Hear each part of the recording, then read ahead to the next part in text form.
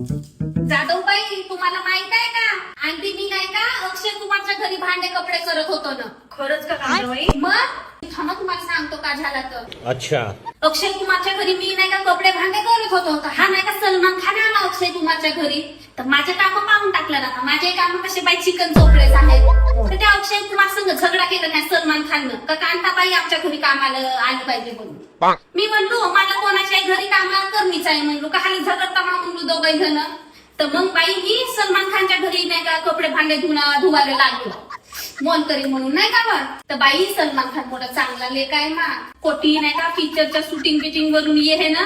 तर मला नाही का बिस्किट आणं शेपन गुरगीन आणं घरा काढता बाई म्हणा माझे काम पाहून आता नाही का. चांगला काम केला तर कोणी नाव घेते. एक दिवस नाही का माझी नाही का तब्येतच बयकली.